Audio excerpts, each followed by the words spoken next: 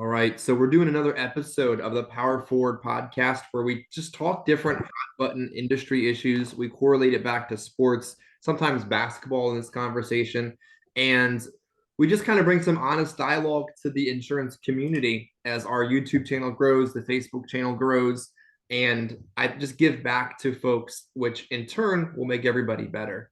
So, Waylon, how has the weekend been getting ever closer to the Christmas holiday? How are you trying to stay productive without also have some fun in the process?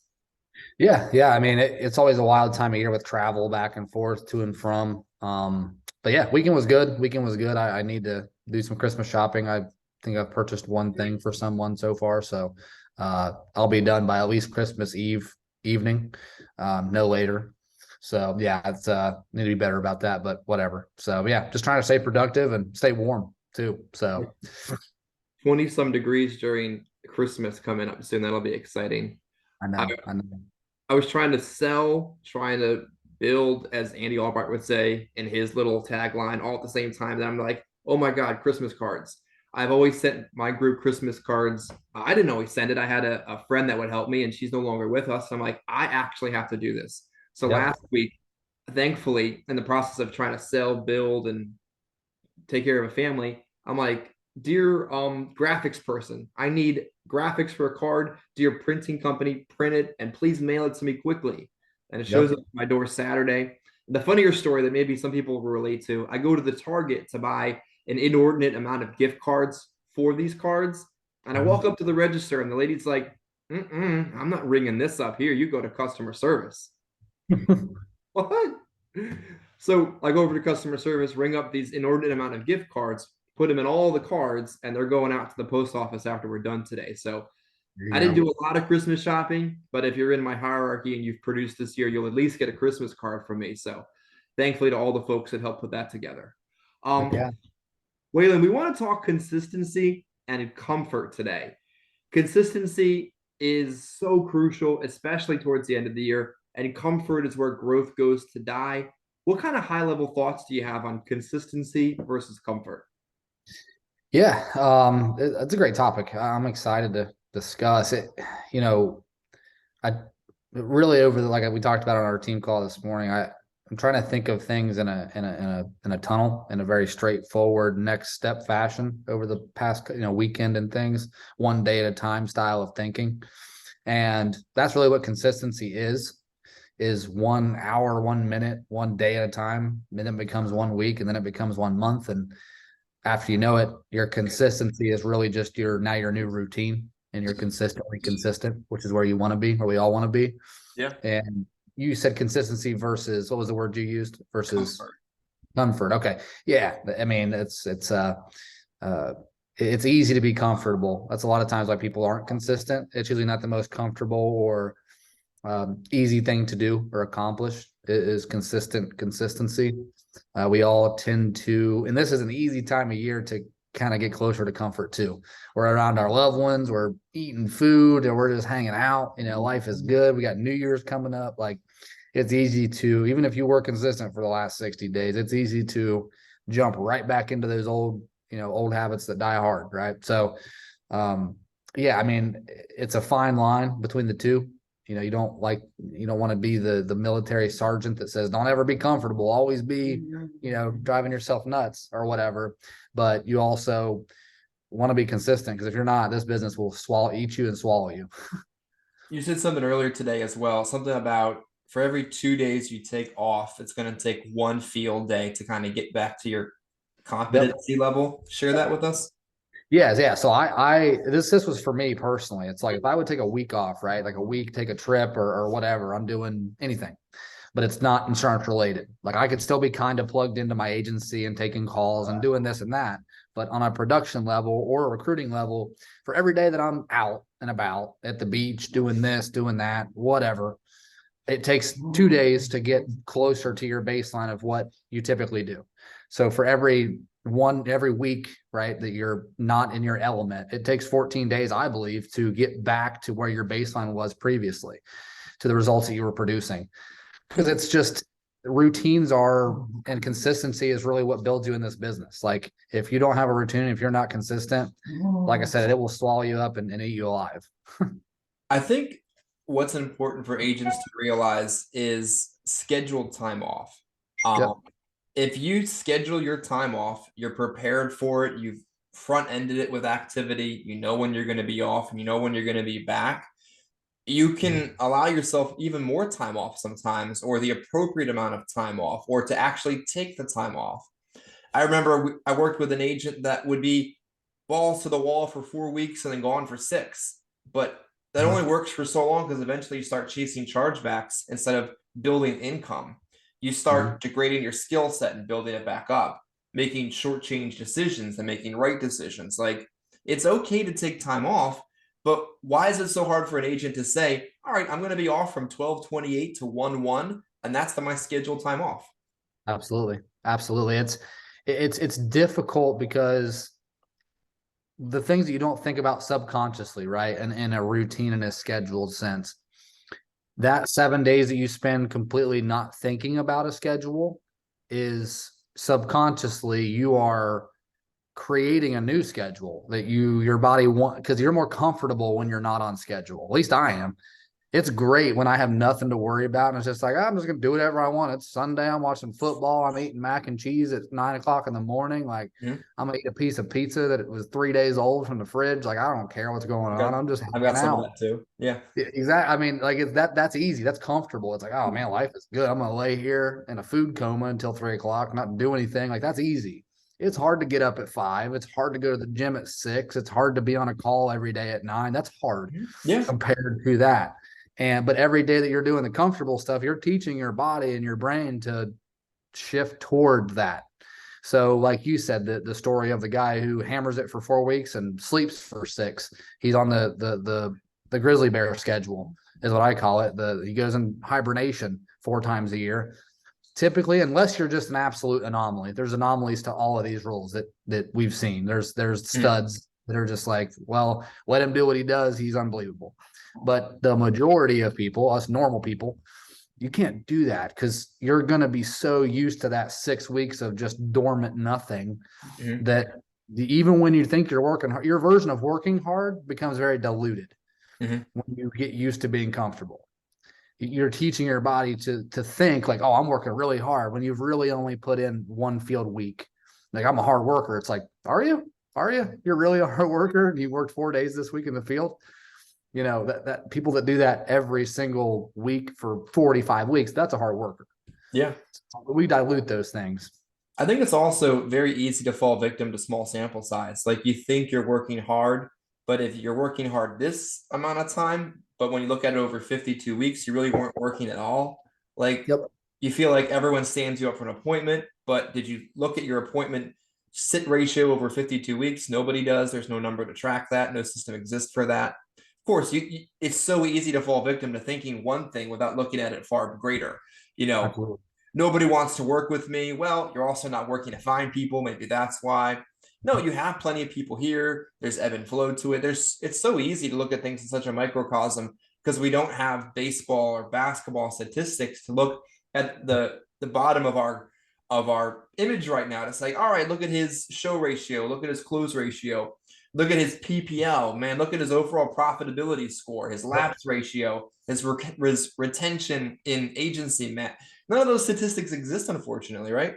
Exactly. Exactly. Like, I always think of it as like if I were would I buy my card if I were an athlete? If you flip those stats, like you said, into an insurance agent, like, if I were a card, how popular would it be, and would it be worth anything?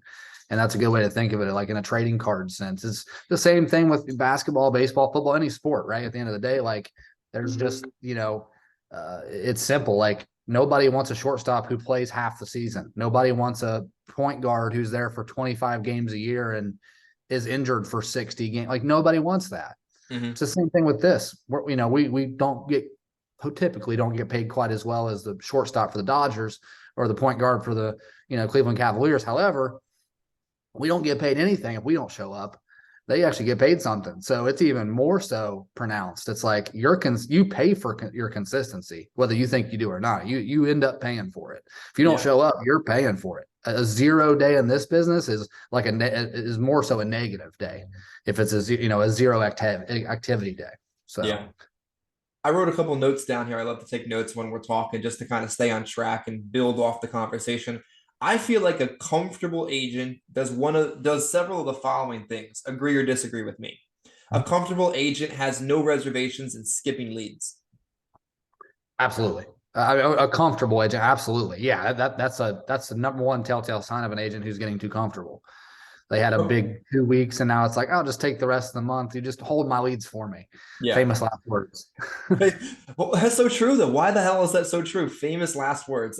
I could Yep. literally go on my Google Calendar and put a scheduled date at the 6 week mark and then a 6 month mark from the moment someone says skip me or hold my leads to when they'll be done, right? Yep. Exactly. Exactly. Because hold my leads becomes, oh, I got a different card becomes no response becomes, hey, Chris, I've got 80 leads in this county and BFE. We need to get rid of them. That's just every time. It never fails. Oh, a comfortable agent has a poor um poor persistency because they're closing poor quality business. Agree or disagree? Absolutely. Again, it's a trickle down effect. Like you said, you're chasing chargebacks if you're inconsistent. Chasing chargebacks puts you in a mentality and a mindset of, I need to sell this big premium, which we both know average premium has risen over the past couple of years, but even the best of the best aren't regularly selling 150 a month final expense plans. The guy who has $4,000 of debt with 4 different carriers is pushing those hard, like pushing them down people's throats.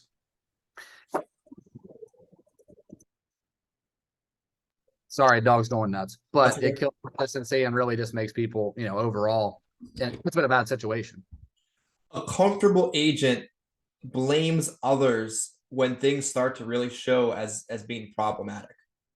100%.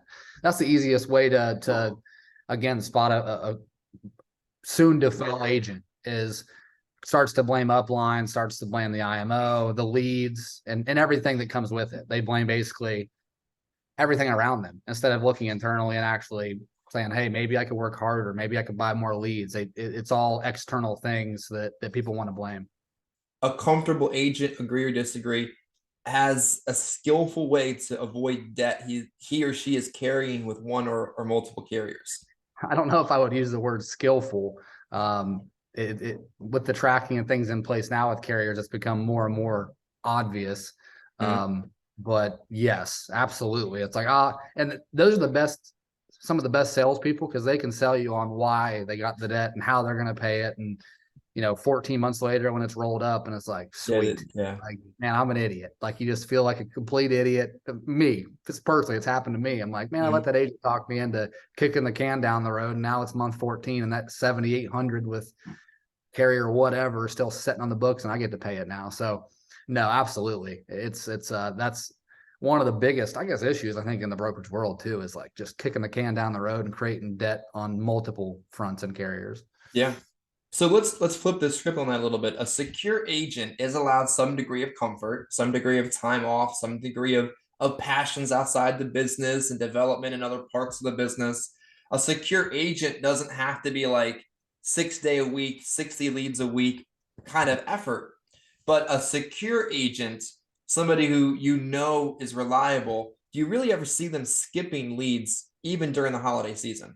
No, that's part of the consistency there is going to be receiving the leads and we always talk about it. Investing in your business, it requires you to do that to get leads. So when you're spending your own money that you're earning, it makes it hard to get comfortable and get off track.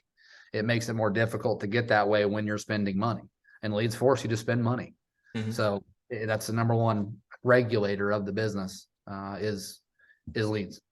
Would you say a secure agent is willing to consider growth outside of their wheelhouse? Like, hey, I want you to get health licensed. I want you to be able to do this on a home day. Like when you have a constructive business conversation, you say, I want you to take a look at this. Would a secure agent be open-minded to those type of things?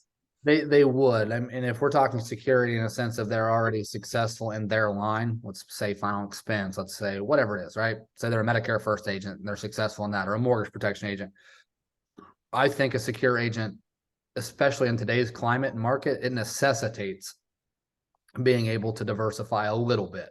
not saying reinvent the wheel and go learn like 5 different things at once, but I really believe it's just a different market now than it's ever been. Like the market is necessitating the growth of individuals to learn more than just one thing. You have to be able to do more if you really want to make big money, the money that was promised to us 5 years ago if you were just an FE guy.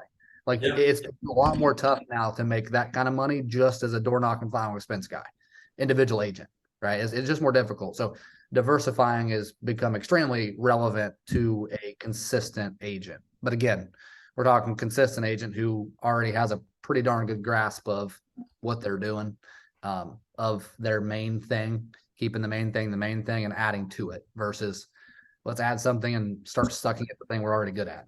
Yeah, I think we talked a lot about a production goal for the year, a growth goal, and a personal goal. And I made it explicitly clear that your growth goal does not take away from your primary focus. Like you can grow and learn annuities or learn ACA or learn Medicare seminars, but not at the detriment of what you're actually putting money in your bank account on a confident basis with, right? Exactly. It's like, I mean, it's just it starts one day at a time. Like how do you eat elephant one bite at a time? You just start with one little thing and grow it over a period of time. And you can continue to hammer on that one little thing and you'd be amazed at how big of a difference how differently things will look over 90 days if you just consistently do one little thing differently that works. Like it's like 75 Hard, the fitness program. A group of us just did that and just ended. It's an unbelievable program. The best part about it isn't the fitness or the weight loss or any of that. It's just the mental aspect of mentally being locked into a system for that period of time. It just goes to show you how strong just time can be if you stay on track of a list of things you got to do. Like it's not that complicated. It's just not easy. Yeah, it's kind of like my recommitment to YouTube about 6 weeks ago. I've tried numerous times to recruit via lead source, semi-cold call, conversation, go to this website, listen to this call, second conversation. All right, contracting. All right, well, where'd they go? And it just wasn't, it works really well for some people. It absolutely is a waste of time for me. And that doesn't mean anything but recognizing my skill set. And then I did an assessment of all the people that have ever worked with me. And I'm like, where'd they all come from? They all came from social media. So why not just have open and honest conversations with people like you, people like Adam, people like me in the screen by ourselves, and attract people that attract like-minded people. So one little thing is 5 little videos a week. And it could be something simple like, hey, here's how to knock a door, or something complex like, hey, stop being comfortable. And over the course of time, what will come from that is some people will get better and never work with us. Some people will get better because they work with us. And I'll get better at putting content out and I enjoy doing it. So that's another example of one little thing, right? Absolutely. And it's good that, I mean, it's good to, like you said, put metrics on it too. Like the 5 videos a week. And the beauty of what you're doing is it helps more than just our internal people. It's nice to be able to help people just in all walks of their insurance life and career. So yeah, I mean, like I said, one step at a time and sticking to it, something you can stick to. It's everything. Let's back up a little bit. We were talking about comfortable versus secure. I think a secure agent grows because they see that they're good at this. Now they want to do a little bit of that without affecting this. But a comfortable agent, they're already not good at this. And now they see something else more comfortable. And now that's the thing that they're going to do. All right, this carrier didn't work. So now I'm going to do that one. This niche market didn't work. So now I'm going to do that one. Do you see a lot of the comfort agents gravitating towards the easy things without realizing there's no easy way to make big money? Yeah, I mean, and I think a lot of it's been perpetrated by some of the social media things and some of the YouTube videos and things out there making it seem easy. Like you see 100,000 your first year, like guaranteed almost. And it's like, not really. Not really. If there was a system that guaranteed that, we'd all work for the same IMO. And we don't. There's a reason for that. Everybody thinks their system's the best. And I mean, there's people that have done great in my system. There's people that have failed. I mean, and that's just the nature of the beast. So, the comfortable agent's going to take that and say, I only made $3,000 my first month, and say, I'm paying money for leads. This IMO stinks. Or I'm in the free lead IMO and I don't understand why my commission's so low. Like, it's like, well, you get free leads. That's why. And then like, screw this place. I'm going to go sell Medicare over here. And then they do Medicare for 6 months. And then they're like, I'm going to do ACA over there. And it's like, okay, like none of them are easier than the other. It's like, they all require the same amount of attention, demand, and consistency. It's just kicking the can down the road. It's literally what it is. It's like, this didn't work, I'm gonna do that. That didn't work, I'm gonna do this. Like, I'm gonna go to real estate. It's like, you're not gonna be good at these things if you don't suck at them first. Yeah, they're not doing the one little thing long enough to gain any level of competency in it. Exactly. We all sucked at. I was crappy. I mean, I wasn't good when I started. I was not good at all. I was nervous. I was like freaking out, having freaking anxiety attacks. I was like going nuts. After like 6 months, I'm like, this is not that big of a deal. I'm literally my job is to get you to say yes or no. That's it. Yeah. Like, all I gotta do. No is fine. There's yes, probably the next 3 leads anyway. No is fine. I just got to find the next one. Little side note here. The most common thing people think is easy right now is ACA. They're thinking to themselves, I can make $500,000 a year texting from my couch while drinking a beer in my pajamas. And everybody is doing that. And I asked you, because I know you have a very factual approach to things, how long would it actually take? And let's get a benchmark out there for folks to view. For someone to be making 25 grand a month in renewals doing the current common method in ACA, like how long would that actually take somebody? Yeah, so it depends on the money you have to invest into it. That's the determining factor. It's a volume thing. And we do ACA, like our group does it. And we have everything from individual agents that's got $500 a week to agencies that are spending thousands in a day. Right. Like, but as an individual person, and I'm just going to give some generality numbers just to say this could be anybody. So let's say you're spending $1,000 a week, $4,000 a month on a 10 to $12 lead, closing about 25-30%. It's going to be 18 to 24 months before you're at that number of residual. Now, don't get me wrong. That's still awesome. Yeah. But it's not easy. And also something, I mean, we don't have to go into a whole ACA thing, but AORs are present. There's a lot of other variables. It's not just, hey, buy my book, watch my course, generate lead, sell ACA, and go get fat and whatever. It's not that simple. Nothing is that simple. It's like nothing is. Final expense that isn't as simple as buy direct mail, call them. They're going to set an appointment the first time. You show up, you sell it, and you go do it again. Like that's what everyone thinks that ACA is now, and it just isn't. It's not that simple. There's a lot of variables that are uncontrollable, that are changing. With the legislation or the different rules CMS is looking at changing. So it can be done, but not easily. I think a lot of people forget that to make high income in any industry, in any skill set, in any high level capacity, the word easy doesn't even exist in that. No, like you want to be a really good cardiothoracic surgeon, make 300 grand a year, have a couple cool surgeries, have the rest of the day off. No, that's easy. Like it's 12 years in school. It's second level like instant decisions before you make it right or you kill somebody. That's not easy. You want to be a successful airline pilot and make good income and see the world. Yeah, it's kind of routine on a regular basis going from Philly to Midway or, Orlando to Philly on a good day. But it's not also easy. Like what happens when the engine breaks and then there's a fight in the back of the plane and none of it's easy to make a lot of money. What's easy is comfortable, which is what we started this conversation about 20 minutes ago. If you want easy, be comfortable and do something that falls in that realm. And nothing wrong if that's your life choice, but don't expect the opposite when you're operating in a comfortable capacity. Absolutely. 100%. I'm right there with you. I mean, I don't want to come off as like insensitive to people that want to be comfortable. That's okay. Go ahead. Like you said, it's completely fine. It's like, look, if that's your choice, if that's what you like, do it.